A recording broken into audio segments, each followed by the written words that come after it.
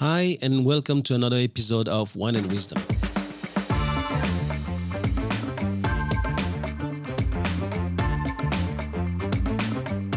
I'm Thomas Hoang, and you're listening to the TL podcast, where knowledge is shared and no one takes themselves too seriously.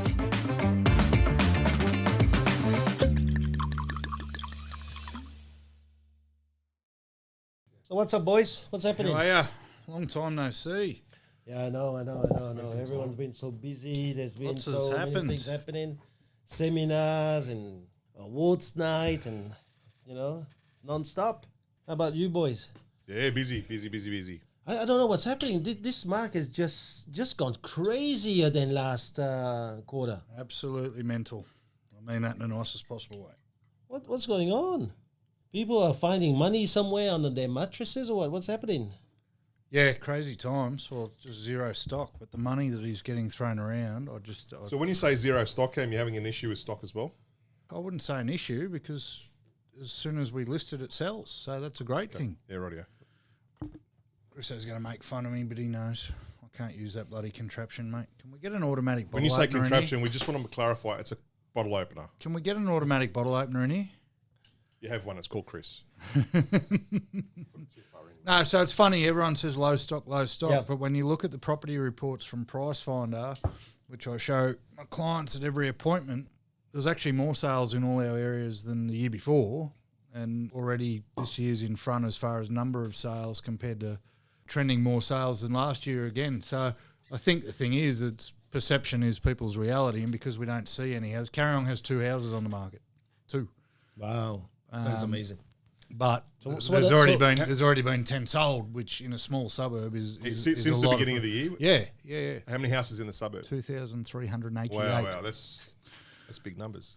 But they're selling, everything's selling in 24 hours if it gets to market. So I don't think it's as low a stock as people think. It's just the days on market is so short that you're not seeing it. Anytime I've been, and you guys have been in real estate a lot longer than me, but anytime I've seen a lot of stock, it's only because shit's not selling, which we don't want. Yeah. So we can either complain about not selling them or complain about there not being enough of them. I know I'd rather them selling than not. So I don't know who I was spoken to recently, and someone said, how's stock levels and how you going? I said, mate, I need more stock. And they said, Chris, good market, bad market, agents always seem to need more stock. Cheers, boys. Cheers, boys. What are we drinking? Yeah, what is it? RUBBISH. No? I went on my first wine tour with Cam and a few others in the Hunter Valley at the end of last year. It was about 4 million degrees outside. But It was 48 degrees. yeah, we could have cooked an egg on the road. But we went to quite a few vineyards, and this is the first one we stopped at. Beautiful vineyard. They sold a lot of condiments, which were all made within the actual premises. So like thick vinegars, like The best chutney I've ever tasted. It's too There you good for go. this podcast. That's why I haven't brought any in. chutneys and all sorts of things. But I tried their Merlot. It was a 2014 Merlot. The vineyard's called Moorebank. We were taken there first. It was the first stop of the day. They had some food out for us, explain the wines and so forth. And as I said, I'd never been to a wine tour before. We're treated really, really well. They had air conditioning cranking, which was great. The water demisters, wasn't it? I think I walked out there a couple $100 poorer. And Cam said, Chris, you never buy a lot at your first vineyard because, we get home and it's not the same. Well, I've had a couple of bottles of this already, mate. I'd say it's always been I was the going to same. say, no, it's a good sign that it came from the first because usually by the 10th vineyard, you're buying everything. Oh, And you right, get it- okay. You get it back and you go, why did I even buy this? So I bought 6 bottles of this. I bought a case of this, and I'm really, really enjoying it at home. I was more worried about 2014. your budget than anything. I'm like, Jesus Christ, if you spent 500 at the first winery, we're in for a long day. No, it wasn't that much. I'd have it a guess. We haven't done many Merlots on here. Probably not, no. That's nice. It might be the first straight Merlot we've done. And I haven't Very chilled nice. this at all. It's room temperature, but room temperature, it's a little bit colder than normal. It's a very easy drinking Merlot. Good legs on it. So if you're going up to the Hunter Valley, have a look them up. Moorebank, beautiful people, well served. It was a family business. They've got a dog that follows you around wanting the crackers that you eat. We'll with eat all the- your crackers, the blue healer. Yeah, the blue healer. But yeah, absolutely beautiful, beautiful vineyard. Great wines. Quite a good selection there.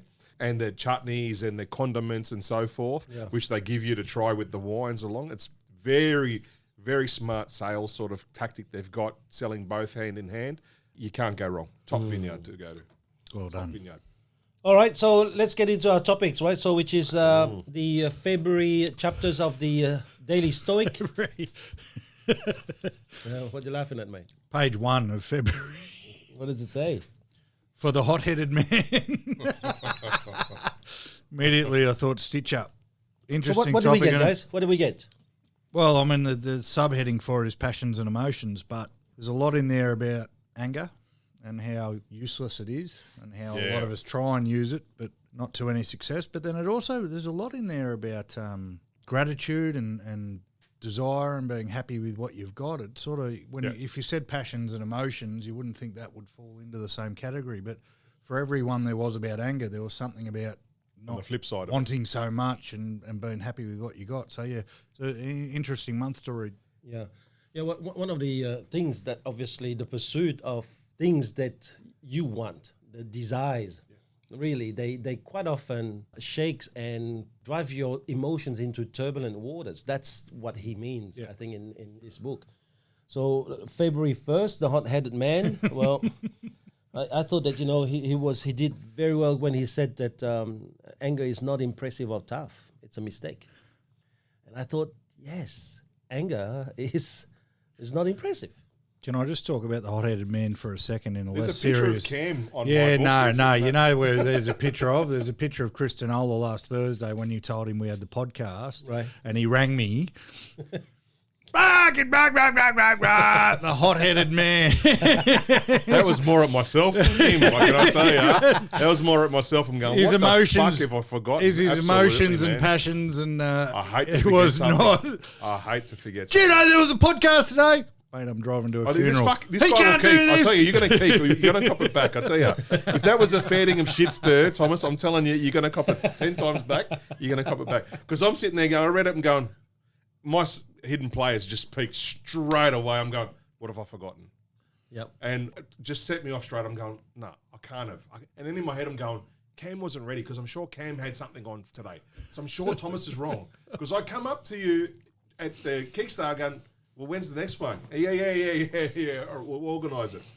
And that was the last I heard of it. And then when he's going, well, what have I forgotten? Did I hear something? So this would have been a good chapter for you, mate, about not You're letting wrong. external You're things not wrong, man. stir your anger. You know what? And I can say, reading this chapter, I'm looking and self-analysing and thinking about how I act at certain things, absolutely. And it's just not that, other things. And being able to let go of stuff and moving on. I think for me, that's a big thing that I've got to learn is, if something happens, get over it, move on, forgive and forget. Yeah. And don't carry that as luggage because it really just going to weigh you down. It's that emotional baggage. Yeah.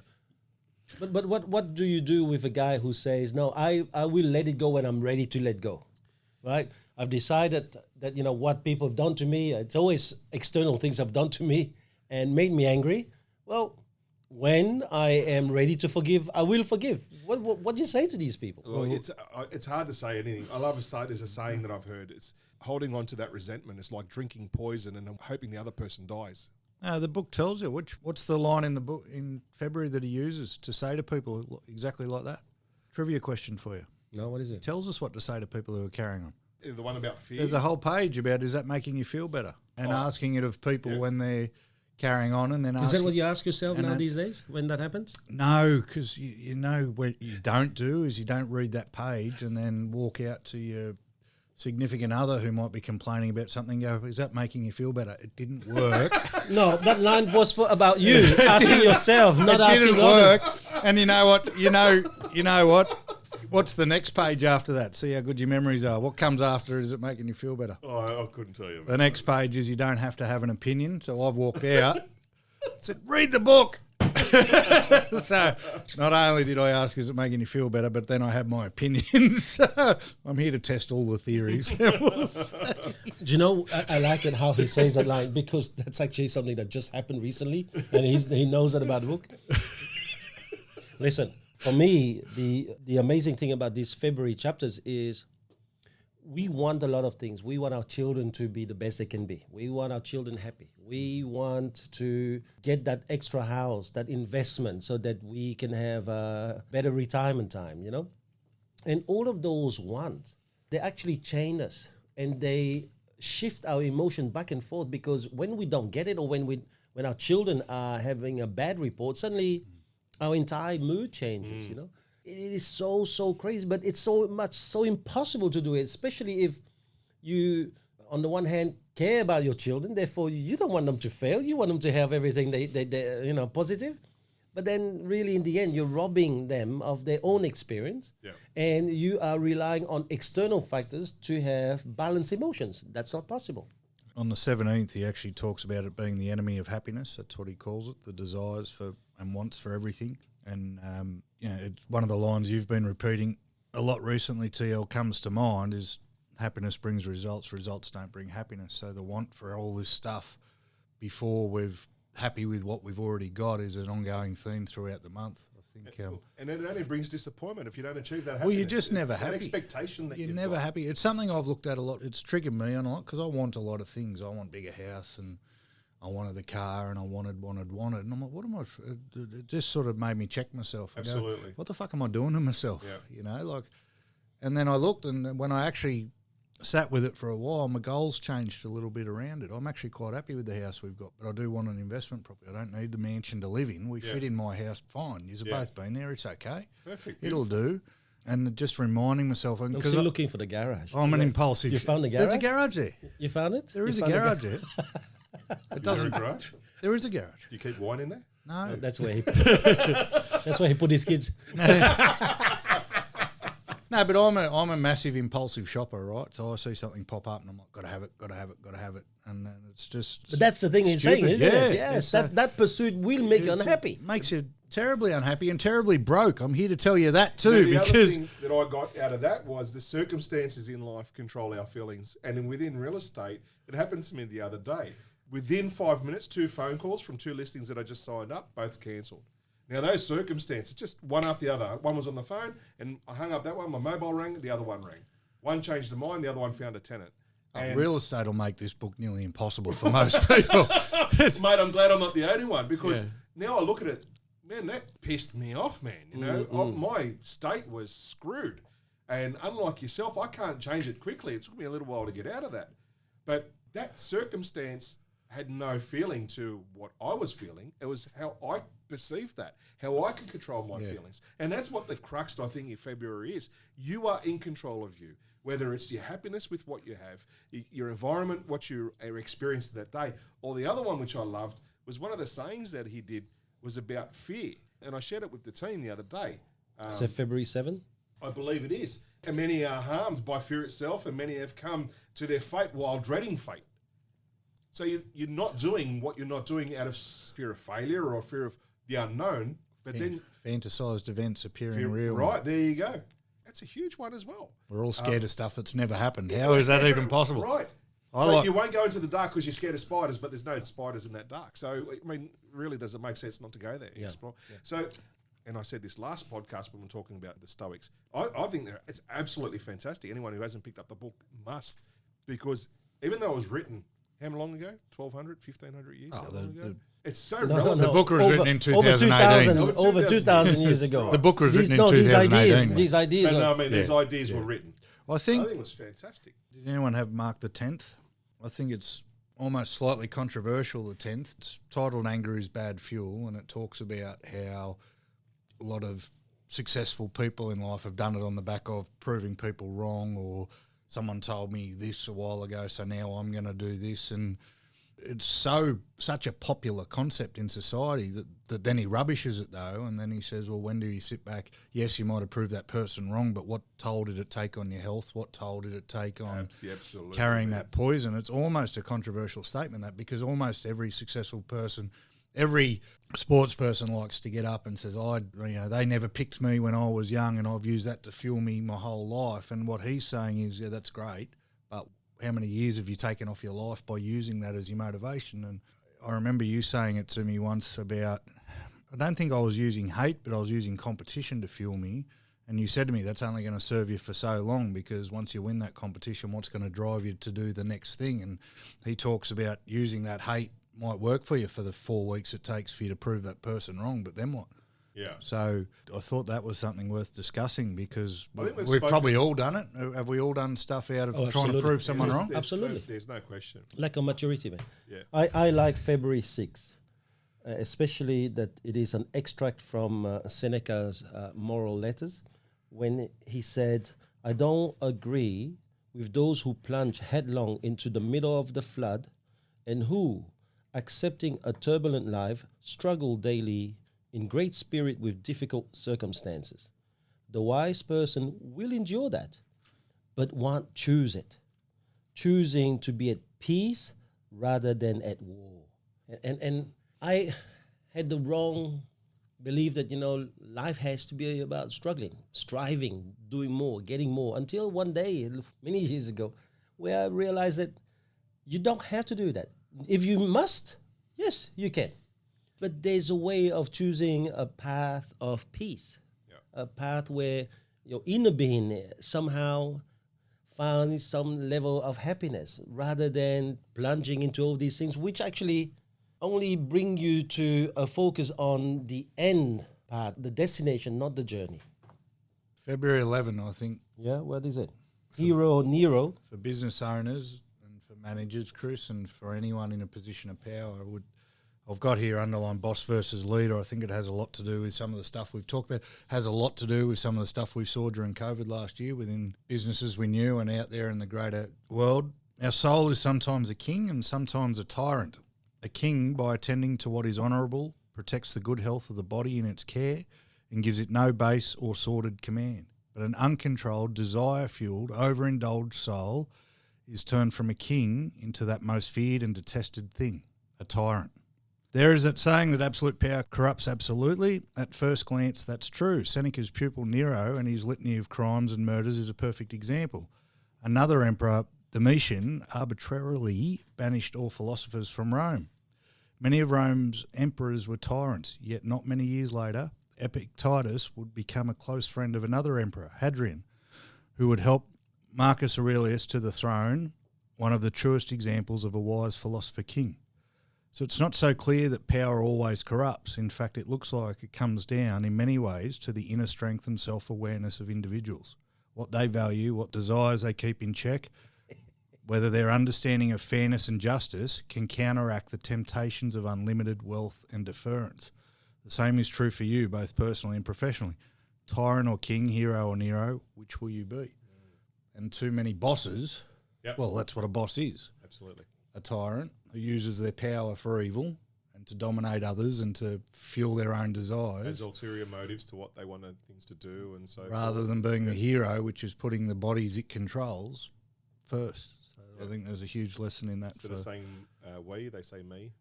We've talked about that a lot when we talk about leadership, but I think if bosses were going to get anything out of that month, February 11th is one where you can look back at your actions and go, who am I being here?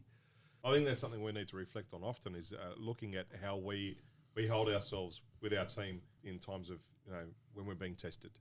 Instead of saying, just go and do it, maybe explain why to go and do it. There's many. Yeah, but first of all, maybe we shouldn't be taking the first action that springs to mind. Right. They self-preservation is often the first. They say that there's thousands of solutions, only a few wise ones. And I think that as a leader, it is your duty to really control your emotions and make sure that it is your intelligence or your reason that is really controlling your emotions, and come up with the solution that actually is the wisest. Not necessarily the best, not necessarily the most reactive, but taking into account your entire team, the circumstances of your business, the best path. Yeah. What is the enemy of happiness? I thought that was yeah. Oh well, you go for it. You go for that one, man. It's quite impossible to unite happiness with a yearning for what we don't have. Happiness has all that it wants and resembles the well-fed. There shouldn't be a hunger or thirst. And I think it speaks volumes in to say that just be grateful for the moment, for what you have now. Look, I took this a little bit of a different way. Just look in reflectively where you were 10 years, 15, 20 years ago to where you are today. Have you moved forward? Have you got more? Have you achieved more? Are you any more happier than you were 10 or 15 years ago with more? So maybe it's not with more, it's about enjoying what you have more. We talked about it a minute ago. It's exactly the constant desire for more things means you could never be in a place of happiness. How can you possibly be ever in a place of happiness if you're only wanting more? That's what it's talking about there, being the enemy. But it's difficult, isn't it? Because Salespeople who are in the competitive industry like real estate want more. Yep. Leaders who run real estate businesses are people who want more. So if you are in an industry 24/7 that drives you for more, don't you become that desire for more? Well, the contrarian to that would tell you that the want for more is the positive human trait and drives you to bigger and better things. You should never be happy. You should never settle for what you've got. You should always be striving for more if you're going to counter that argument. I think what he's trying to say, and from personal reflection, you can be happy with what you've got and still like to have other things.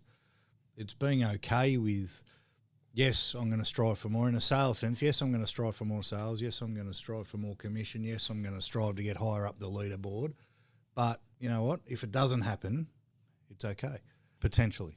But what I think he's talking to about the wanting, the desire for more, is that as long as it does not corrupt your values, it will be fine.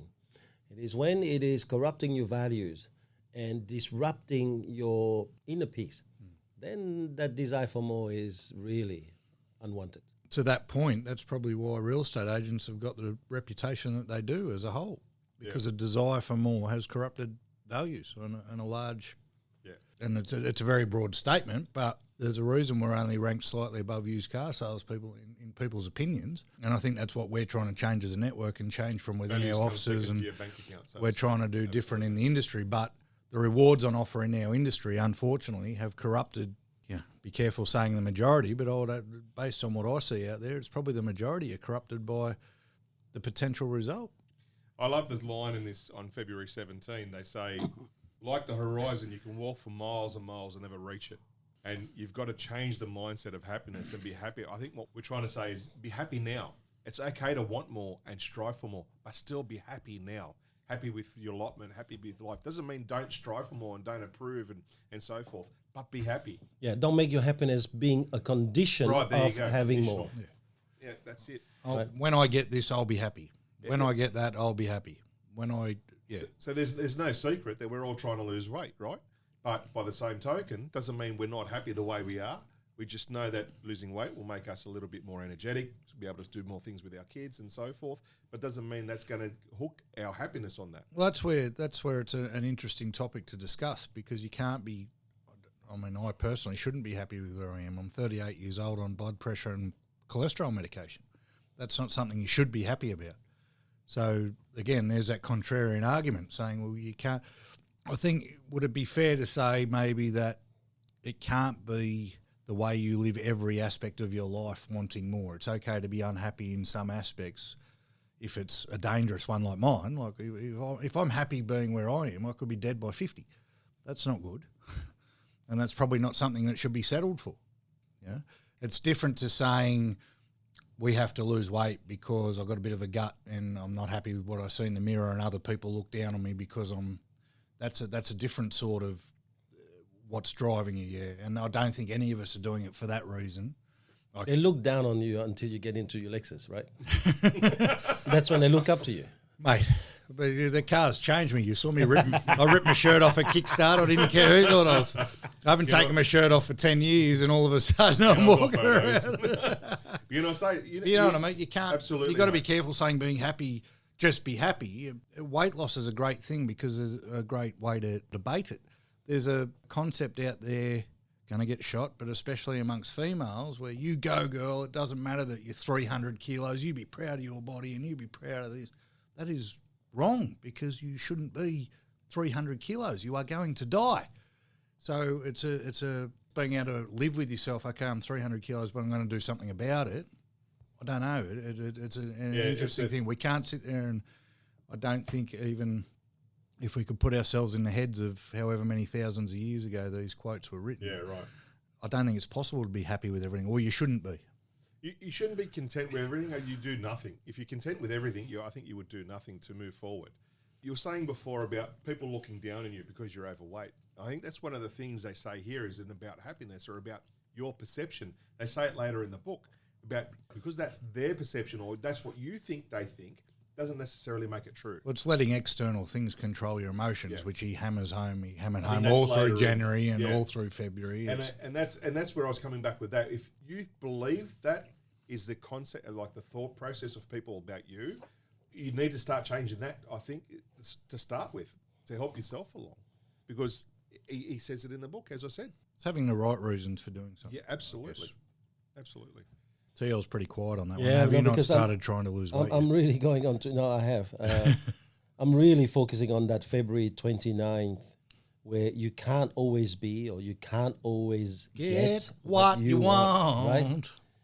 And to me, I'm looking at it, yeah, okay, sure, we need to have our reasons controlling our emotions, not the other way around.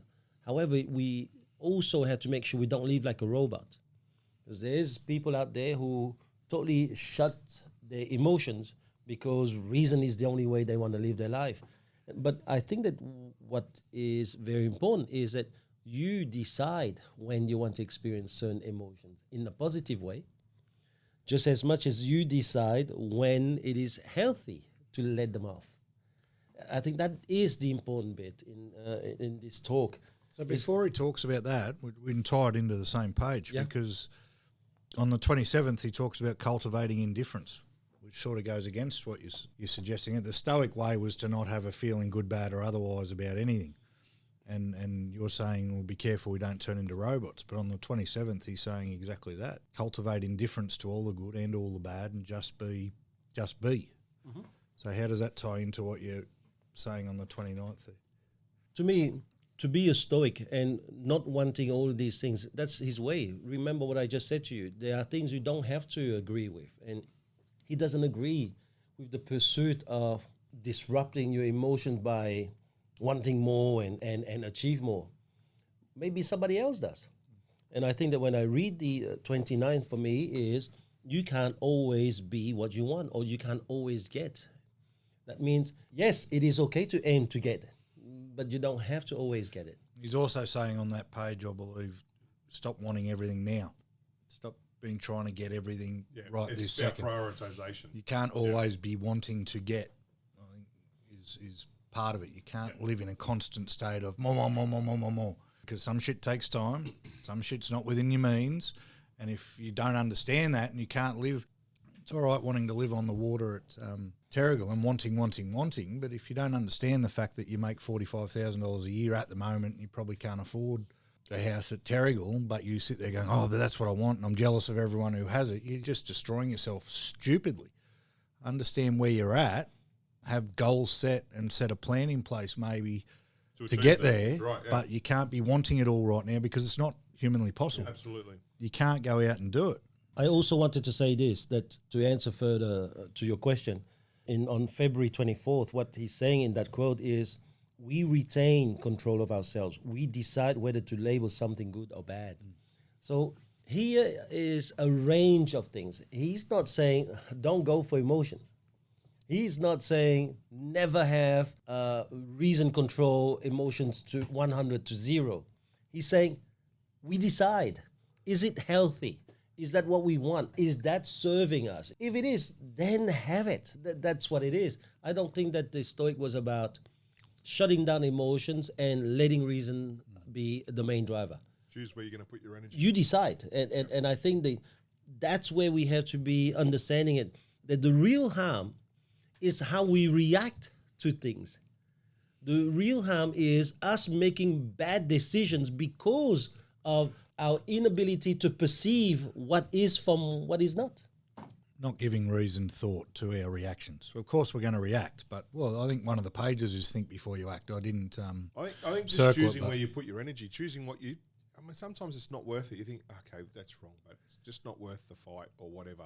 And if you've got an opinion, but sometimes it's not worth reacting. You know, it's not going to achieve anything. We all know that though, but we all know it after the fact. The trick is now having it put in front of you in black and white. I don't think everyone knows it. Is We all catching know yourself. it. I don't think everyone knows it. Well, if All these everyone's idiots on Facebook about coronavirus and black people. And, yeah, but I think if we just responded to every single person, is that making you feel better from that page? 100%. Everyone would know it, and everyone would honestly say it didn't matter what it was, it didn't matter what someone said or didn't say. You can go and hit someone, you can go and punch a wall, you can do whatever. I guarantee you the answer to the question, maybe after half an hour, maybe after a couple of days, is did that make you feel better? The answer is always going to be a no if you didn't put reasoned choice into your decision-making process. Now we're going into, you open up the Pandora box here, man.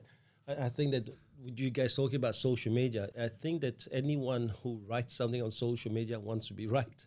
And it's going to be very hard for you to go back and try and teach them something because they are going to defend it's it. such a good question, though. I think we're going away from this with social media. They can write what they want, how they want.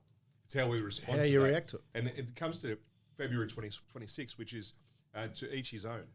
And that's, another one has done me wrong. Let him see to it.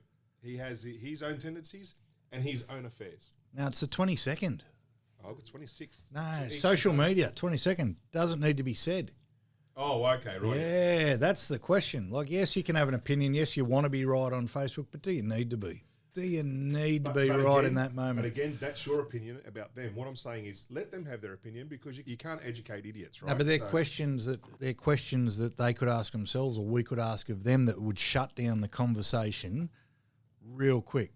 Right? It wouldn't shut everyone down, but the people out there who think they're intelligent by having opinions on social media, and I've been one of them. So, do you need to ask them though? But Thomas is saying you're not going to be able to stop them. I reckon by going, one, did you need to say that, or do you need to say that, and two, did that make you feel better? So all of a sudden, and then won't happen the first time or the second time.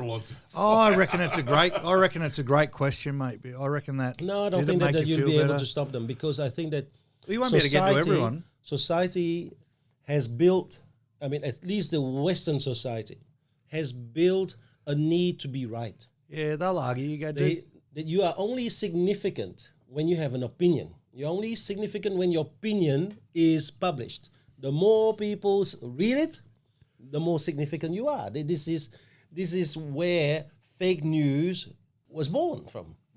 Now, you're not going to change these guys. They hit this thing to do that. What I think there is an upcoming industry from social media is the day when you will be sued for writing the wrong thing or defamation on social media. I reckon that's going to be a multi-billion-dollar business for lawyers. Yep.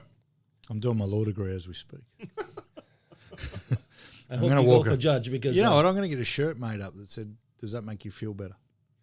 Just walk around wearing. That's how we can reach the masses. I pulled one out for you, TL, for Kickstarter. It was on the 18th, preparing for the storm. Talks about the plan and needing to have a plan and needing to prepare. And I thought, we'll just come out to Kickstart. And I had a bloke turn up on my doorstep 12 hours after Kickstart finished because he wasn't happy with the plan or lack thereof, the storm that somebody hadn't prepared for over that 2 days. So that 18th would have been a good one to... No, but I actually wrote something else about this. On the one hand, he goes, prepare for the storm, have a plan, right? And then on the other hand, the entire month, Ryan Holiday's been writing about don't be attached to the outcome, right? Don't have want. But hold on, isn't a plan about designing something to get the want? So I had to read furthermore, and this is when I understood.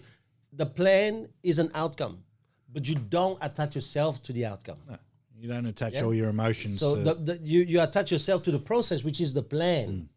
Yeah. That took me a little while to get that thing. Yeah. And if we can tie that into... You just triggered me on something. If we tie that into what we spoke about, and we talked about at Kickstart, and we talk about with our staff all along, is, again, being a little bit contrarian. We tell people not to focus on the numbers, but focus on the result. But the numbers is the plan. The numbers is the process. The process breeds that result. So it's a little bit contrary to... It should be the process. Unfortunately, a lot of them use it as a target.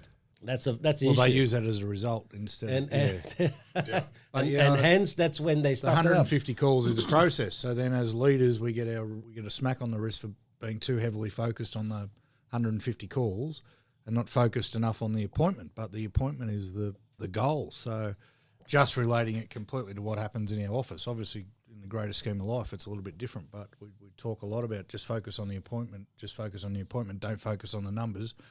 But if you don't do the numbers, you're not getting the appointment. The problem is that if you focus on just doing the numbers, you may actually, in pursuit of getting that numbers, you may actually break your values now and count a bias call as a number and miscount and happily miscount by another 5 into your numbers. Or say to yourself, well, I'm 5 numbers behind schedule today. Do you know what? I'm going to get it that tomorrow. And then I end up not doing it. I think this is a problem of having that pursuit now being totally annihilated by us breaking our values. So what, and this is a question for you too, what self-talk needs to go on then for the individual to understand that, yes, well, the appointment is the goal, it's not the process, and to not cheat their numbers and to do that stuff by using the process as the excuse, as you were just saying. There has to be some self-talk go on there, because I'm not sure that you really need to look at self-taught. I think that you need to really apply what we've spoken quite a fair amount of times, and that is better people will make better All Blacks, which is better people will make better organizations, better people will make better business for you. If at the beginning you hire a good person, you won't need to do these things. At the beginning, you hire right back. It doesn't matter how many system and procedure you have to counter that. He will find a way to rape and pillage your system. Yeah. So you need to make sure it's about finding a good person. I have an example for the moment. I just hired someone in my IT team, and I had the opportunity to get 3 or 4 candidates that were actually better skilled. And my IT team actually thought, there's people who are really highly skilled in here. But in the end, I said, no, the person I'm looking at is a person who's maybe 5th or 6th on the ranking, but the quality of the person is way, way better. So I had to explain to my team, what do you want to do? Are we going to go short term, get someone in to just do a few things and then be okay with them going? If it is so, yes, I have no problem with going to skill. But also, do you have the skill to counter them when they're going to have a fight with you? And yes, they might be finishing their job earlier because they're faster, because their skills is high level. But would you like to spend the other half an hour that they save because they're better skilled arguing with them? Or would you rather have someone who is going to bring the synergy of the team to a next level, whose skills can actually catch up after a little while? You decide. Yeah. Because for me, if you start with better people, you don't have to worry about principles and you don't have to worry about values, character. She's got character, mate, just so you know. I got warned when I got here not to scare the new staff members, so that's like waving a red flag to a bull. And I said, who's this person I'm not allowed to scare? And she introduced ourselves. Apparently, I'm not allowed to pick on you too much. She said, you won't scare me. That's the first thing she goes straight back. She must have been warned already. Straight back, right? So, well, guys, I think that was a very good read for the month. So, I can't wait for March 1. That's right. So we're doing the same book for the whole 12 months, right? Because I was asked by a couple of people recently, are we going to do the same book for the whole time? We do a month every 2 weeks. So we every should 2 weeks. So March will be in 2 weeks. Yeah. So for March, we're going to have another one here like this. And then for April, we're going to do it in a restaurant. Perfect. So that's going to be a videotape one. So it's going to be fun. We're going to have a bit of fun there. Anyway, boys. The advice would be read the book and then listen and then argue with us or debate with us or have your own thoughts and hear people's other thoughts, because you've already heard there's 3 of us here have read the same pages and taken something almost completely different from each one. We had very few of the same days marked down. Absolutely. Different That's things because are our lives are different level. We're all different. We pick different things. I'm clearly wiser than both of you, and I'm on a higher level. So okay. This means this marks the end of our recording. So we're going to move on to the March's topic is awareness. I clearly have none. All right. Talk to you soon. Bye. See you, Chief.